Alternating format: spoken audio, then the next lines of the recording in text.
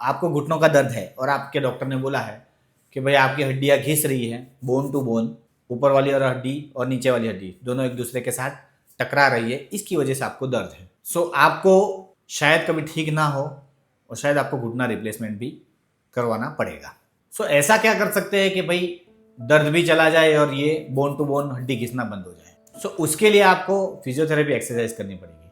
Sir pen हो रहा है और आप एक्सरसाइज करने की बात कर रहे हो, मेरे डॉक्टर ने तो मुझे बोला है कि रेस्ट लेना पड़ेगा, बहुत ज़्यादा रेस्ट लेंगे थोड़ा आराम रहेगा, थोड़ी बहुत मेडिकेशंस ले लो, पेन किलर खाते रहो, अच्छा रहेगा। अब ऐसे ही चलते रहना, उसके बाद अगर ज़रूरत पड़ी तो हम लोग सर्जरी की ओर जाएंगे। लेकिन ये चीज़ गलत है। पेन है, रेस्ट लेना ज़रूरी है, लेकिन बहुत ज़्यादा रेस्ट भी आपको नुकसान कर सकता है।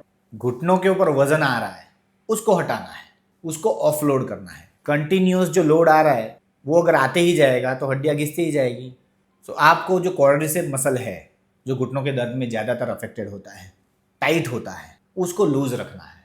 उसको कोई मसाज गन यूज़ कर लेंगे या थोड़ा मसाज कर लेंगे, वाइब्रेटर यूज़ कर लेंगे, इससे हम उस मसल को थोड़ा रिलैक्स कर सकते, शांत कर सकते हैं, क्योंकि वो बहुत टाइट हो जाता है। ऑफलोडिंग के लिए हम वॉकर या लकड़ी यूज़ कर सकते हैं।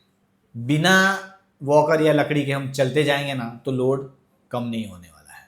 मुझे पता है ये वॉकर और केन यूज़ करना अच्छी बात नहीं लगती है, लेकिन आपको कुछ समय तक ये करना चाहिए। वॉकिंग, और वॉकिंग बहुत ज़रूरी नहीं है तो बहुत ज़्यादा नहीं करना है, जितना ज़रूरी है उतना ही वॉकिंग करिए, क्योंकि वॉकिंग से लोड बढ़ते जाएगा, बोन टू बोन जो घिसना है वो शुरू रहेगा।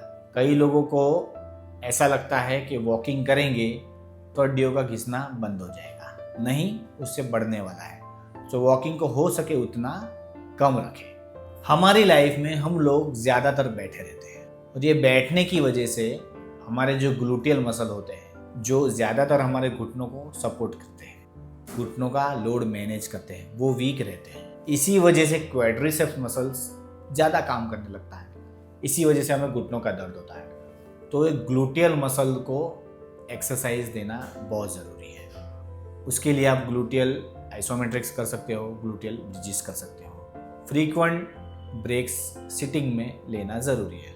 शुरू के स्टेजेस में अगर आप लोग ये बोन टू बोन आर्थराइटिस में ये चीज़ें करेंगे तो आपका घुटना हो सके उतना ऑफलोड रहेगा, और धीरे धीरे ट्रेनिंग करके एक अच्छे से फिजियोथेरेपिस्ट के पास जाके आप अपने मसल्स को वापस रिट्रेन कर सकते हो और पेन किलर की निर्भरता कम कर सकते हो और दर्द मुक्त जीवन जी सकते हो। याद रखिएगा, मूवमेंट इज मेडिसिन। सिर्फ रेस्ट लोगे, सिर्फ मेडिकेशन पे रहोगे तो घुटनों का दर्द ठीक नहीं होने वाला है। अगर आप किसी को भी जानते हो जिनको ये bone to bone arthritis diagnose हुआ है, उसकी वजह से उनको नी पेन हो रहा है, तो ये वीडियो उनके साथ जरूर शेयर करिएगा। Thank you guys, see you in the next video.